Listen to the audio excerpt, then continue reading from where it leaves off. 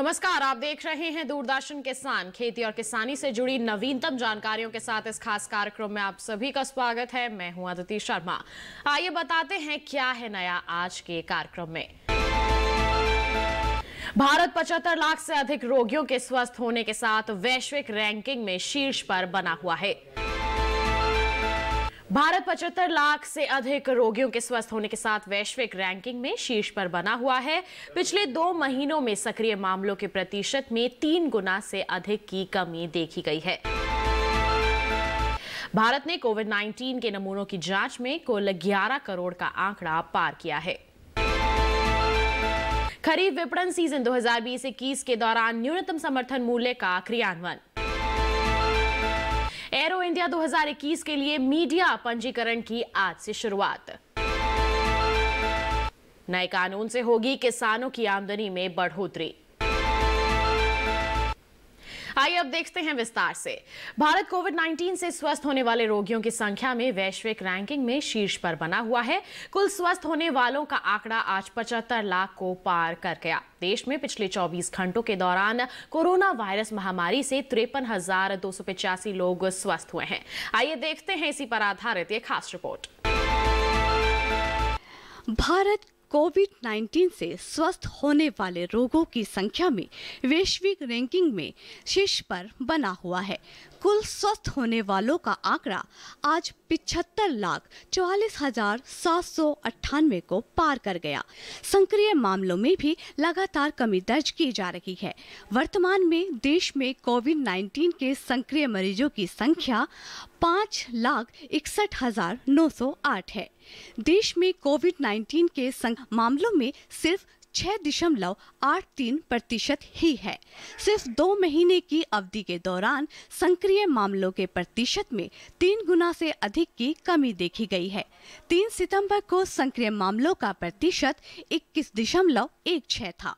भारत ने जनवरी 2020 से कोविड-19 के संचयी परीक्षणों की संख्या में तेजी से वृद्धि दर्ज की है। इस विस्तारित परीक्षण से शीघ्र पहचान और फिर उचित उपचार करने में मदद मिलती है। इसके बाद कुल परीक्षणों की संख्या आज 11 करोड़ 7,43,103 का आंकड़ा पार कर गया है। देश की परीक्षण क्षमता 2037 प्रयोगशालाओं के साथ तेजी से आगे बढ़ रहा है और केंद्र तथा राज्य केंद्र शासित प्रदेश की सरकारों के सहयोगात्मक प्रयासों से और भी कई गुना अधिक होने जा रहा है। स्वस्थ होने वालों की उच्च संख्या राष्ट्रीय स्तर पर स्वस्थ होने की दर में निरंतर वृद्धि के रूप में परिचालित हुई है, जो वर्तमान में 91.68% है। खरीफ 2020-21 के लिए धान की खरीद पंजाब, हरियाणा, उत्तर प्रदेश, तमिलनाडु, उत्तराखंड, चंडीगढ़, जम्मू कश्मीर, गुजरात और केरल में सुचारू रूप से चल रही है। आइए देखते हैं इसी पर आधारित ये खास रिपोर्ट।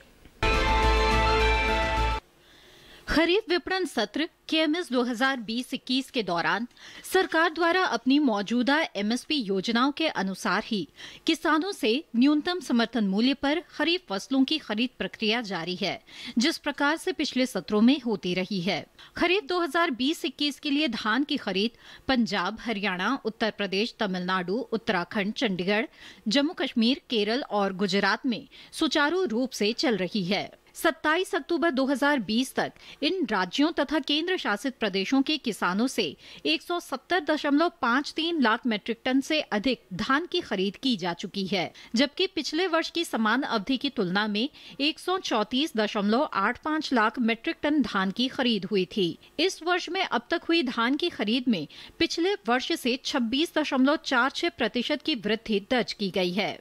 170.53 लाख मीट्रिक टन धान की कुल खरीद में से अकेले पंजाब की हिस्सेदारी 114.97 लाख मीट्रिक टन है, जो कि कुल खरीद का 67.42% है। लगभग 14.37 लाख किसानों को सरकार की वर्तमान एमएसपी योजनाओं का लाभ देते हुए वर्तमान खरीफ विपणन सत्र में न्यूनतम समर्थन मूल्य के अनुसार 32,195.69 करोड़ रुपए का भुगतान किया जा चुका है। इसके अलावा राज्यों से मिले प्रस्ताव के आधार पर तमिलनाडु, कर्नाटक, महाराष्ट्र, तेलंगाना, गुजरात, हरियाणा, उत्तर प्रदेश, ओडिशा, राजस्थान और आंध्र प्रदेश राज्यों से खरीफ विपणन सत्र 2020 के लिए 45.10 लाख मीट्रिक टन दलहन और तिलहन की खरीद को भी मंजूरी प्रदान की गई। इसके अतिरिक्त आंध्र प्रदेश, कर्नाटक, तमिलनाडु और केरल राज्यों से 1.23 लाख मीट्रिक टन खोपरा, 12मासी फसल की खरीद के लिए भी स्वीकृति प्रदान की गई है। 27 अक्टूबर 2020 तक सरकार ने अपनी नोडल एजेंसियों के माध्यम से 2306.41 मीट्रिक टन मूंग और उड़द की खरीद एमएसपी मूल्यों पर की है। इस प्रकार तमिलनाडु, महाराष्ट्र और हरियाणा के 1697 किसानों को 14 करोड़ 13 लाख रुपए की आय हुई है। इसी तरह से 5089 मीट्रिक टन खोपरा की खरीद कर्नाटक और तमिलनाडु राज्यों से की गई है। इस दौरान 3961 किसानों को लाभान्वित करते हुए न्यूनतम समर्थन मूल्य पर 52 करोड़ 40 लाख रुपए की अदायगी की गई है। पंजाब, हरियाणा, राजस्थान और मध्य प्रदेश में कपास की खरीद का कार्य न्यूनतम समर्थन मूल्य के तहत सुचारू रूप से जारी है। दिनांक 27 अक्टूबर 2020 तक 84,138 किसानों को 1,29,951 लाख रुपए के एमएसपी मूल्य पर कपास की 4,42,266 गांठों की खरीद की जा चुकी है। एरो इंडिया 2021 का 13वां सत्र बंगलुरु स्थित यलहंका के वायुसेना स्टेशन पर 3 से 7 फरवरी 2021 तक आयोजित किया जाएगा। प्रदर्शनी देखने के लिए मीडिया कर्मियों के लिए आज 2 नवंबर 2020 से पंजीकरण की शुरुआत की गई है। एरो इंडिया 2021 का 13वां सत्र बेंगलुरु, कर्नाटक स्थित यलहंका के वायु सेना स्टेशन पर 3 से 7 फरवरी 2021 तक आयोजित किया जाएगा। प्रदर्शनी देखने के लिए मीडिया कर्मियों के लिए आज 2 नवंबर 2020 से पंजीकरण की शुरुआत की गई है। पंजीकरण 6 दिसंबर 2020 को बंद हो जाएगा और एरो इंडिया 2021 वेबसाइट पर ऑनलाइन किया जाना है। मीडिया पंजीकरण के लिए कोई शुल्क नहीं है। हालांकि जो विदेशी पत्रकार इस प्रदर्शनी को कवर करना चाहते हैं उनके पास वैध वीजा होना चाहिए। इसके लिए एक वैध मीडिया पहचान पत्र संख्या PIB, राज्य मान्यता कार्ड नंबर यदि मान्यता प्राप्त है, सरकार द्वारा जारी फोटो ID कार्ड नंबर और 512 KB से कम वाली एक तस्वीर की आवश्यकता होगी। 5 दिवसीय कार्यक्रम में एरो स्पेस और रक्षा उद्योगों की एक प्रमुख व्यापार प्रदर्शनी का आयोजन होगा। एरो स्पेस उद्योग में वैश्विक नेताओं और बड़े निवेशकों के अलावा इस प्रदर्शनी में दुनिया भर के थिंक टैंकों की भागीदारी भी देखने को मिलेगी। एरो इंडिया उड़यन उद्योग में सूचना, विचारों और नए विकास के आदान प्रदान के लिए एक अनूठा अवसर प्रदान करेगा। घरेलू विमानन उद्योग को प्रोत्साहन देने के अलावा ये मेक इन इंडिया को बढ़ावा देगा। एरो इंडिया में भारतीय और विदेशी दोनों के करीब 500 कंपनियों के भाग लेने की उम्मीद है। अभी समय हो चला है एक छोटे से ब्रेक का। ब्रेक के बाद जल्द ही हाजिर होंगे। आप बने रहिए दूरदर्शन किसान पर।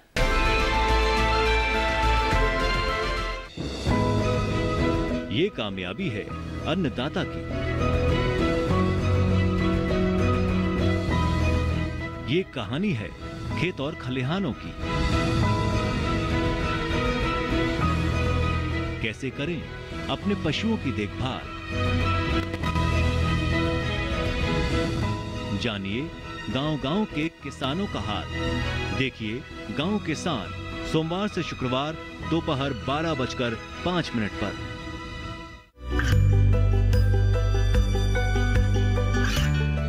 गांवों और पिछड़े क्षेत्रों में सरकारी योजनाओं की जानकारी पहुंचा। देश में कौशल और क्षमता विकास कर ग्रामीणों को सामाजिक बदलाव और विकास से जोड़ने की दूरदर्शन किसान की पहल चौपाल चर्चा देखें सोमवार से शुक्रवार सुबह 9 बजे। ब्रेक के बाद आप सभी का फिर से स्वागत है। देश में हो रहे कृषि सुधार समग्र विकास का आधार बनेंगे 3 नए कानून। कृषि उपज व्यापार और वाणिज्य अधिनियम 2020, कृषक कीमत आश्वासन और कृषि सेवा पर करार अधिनियम 2020, आवश्यक वस्तु अधिनियम 2020। आइए जानते हैं इनके बारे में विस्तार से।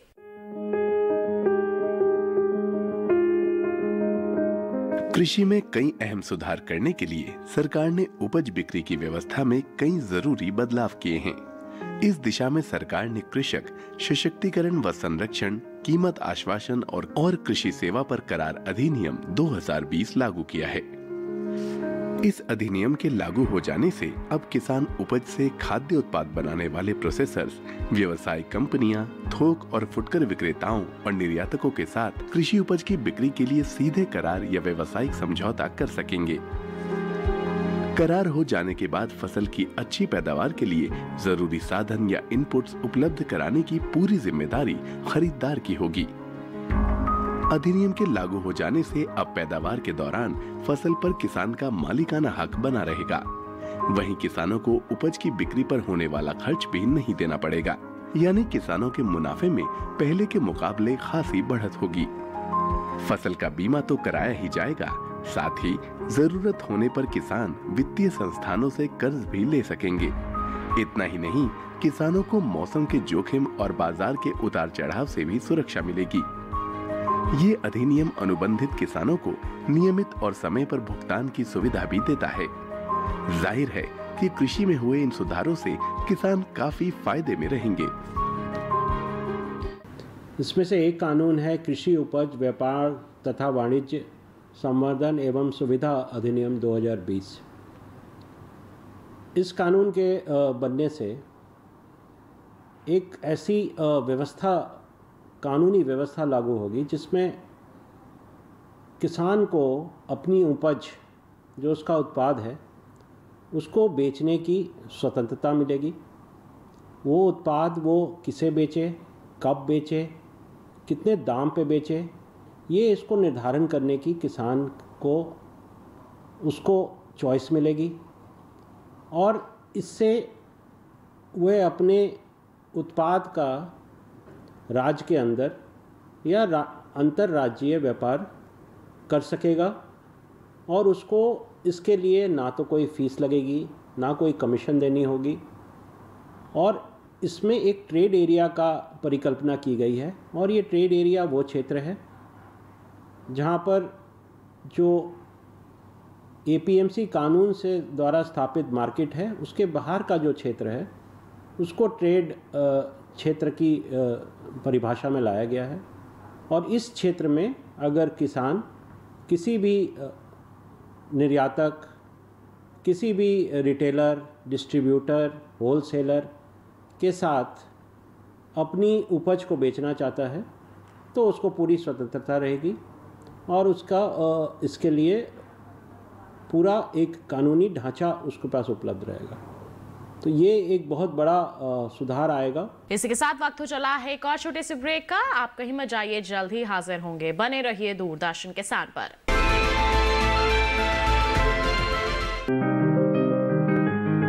बीमारियों से कैसे बचेगी फसल? मवेशियों की मुश्किलों का क्या है हल? कहां से लाएं बीज, कितनी लगेगी खाद? किसानों के हर फोन का विशेषज्ञ देंगे जवाब। देखिए हेलो किसान लाइव सोमवार से शुक्रवार शाम 6 बजे।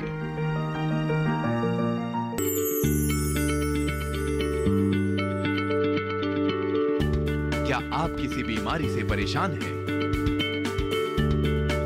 चाहते हैं डॉक्टर की सलाह? तो हम हैं आपके साथ, बताएंगे आपको जीने की राह। समस्याएं आपकी, समाधान देश के मशहूर विशेषज्ञों के। घर बैठे बात करें देश के जाने माने डॉक्टरों से। हमारे लाइव प्रोग्राम स्वस्थ किसान में हर शनिवार शाम 6 बजे से 7 बजे तक। ब्रेक के बाद आप सभी का फिर से स्वागत है। आइए अब देखते हैं किसान की सफलता की गाथा।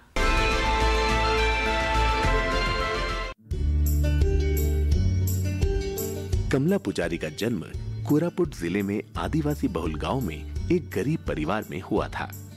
कमला का परिवार पारंपरिक खेती से जुड़ा हुआ था, जिसके कारण बचपन से ही ये खेतों की मिट्टी और बीजों के साथ खेलती हुई बड़ी हुई। अनपढ़ होने के बावजूद कमला पुजारी ने धान के विभिन्न किस्म के संरक्षण को लेकर अपनी अलग पहचान बनाई है।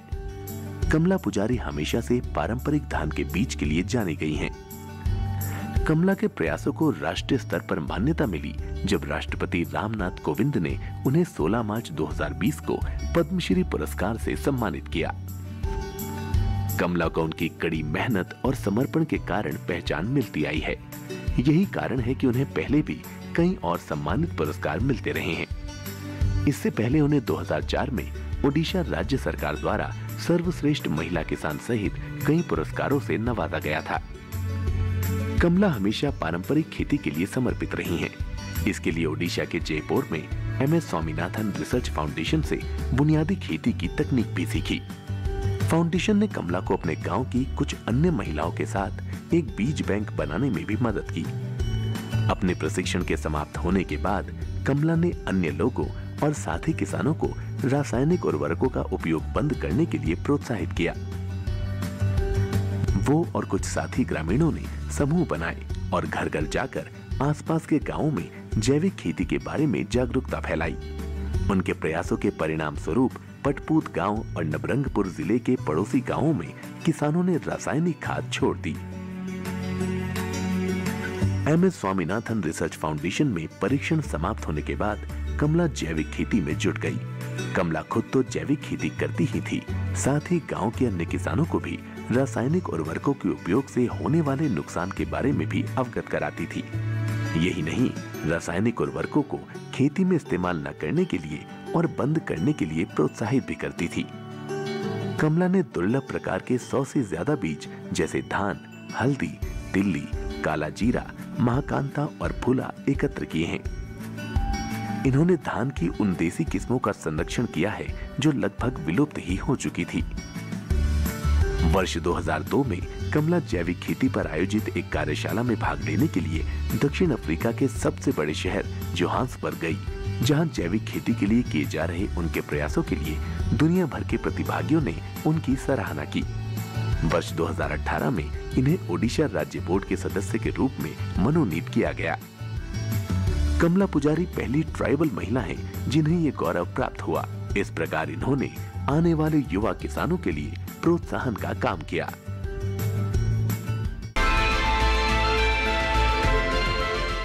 आइए इसी के साथ अब आपको बता दें कि पराली प्रबंधन कितना जरूरी है, किस तरह से आप कर सकते हैं। इस पर खास जानकारी के लिए आइए नजर डालें इस खास रिपोर्ट पर।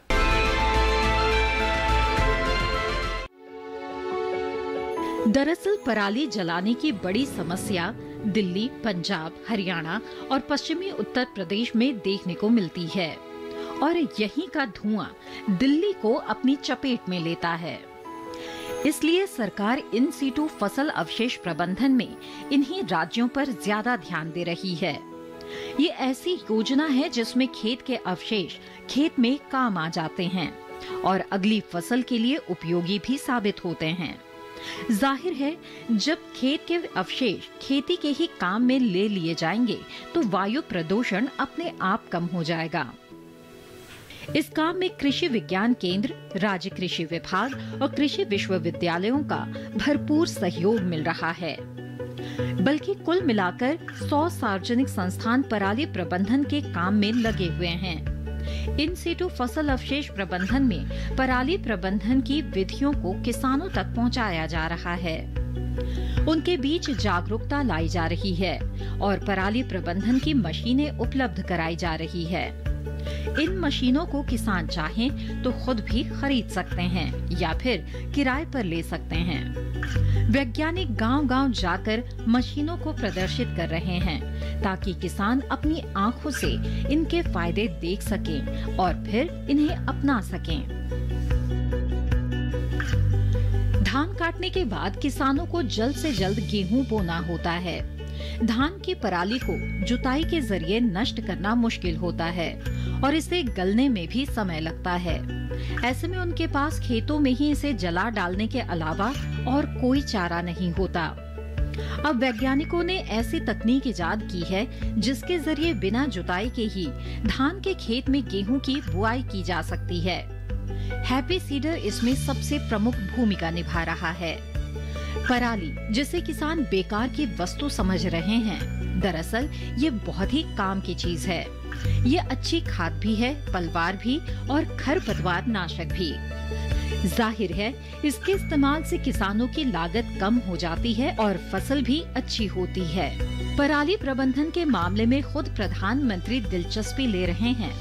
उन्होंने इन सीटू फसल अवशेष प्रबंधन प्रथाओं के कार्यान्वयन के सुझाव और मार्गदर्शन के लिए उच्च स्तरीय टास्क फोर्स का गठन किया है। इसके अलावा केंद्र सरकार ने पराली प्रबंधन से संबंधित मशीनें मुहैया कराने के लिए 1152 करोड़ रुपए के बजट का प्रावधान भी किया है। किसानों को 80% की सब्सिडी पर पराली प्रबंधन की मशीनें दी गई हैं।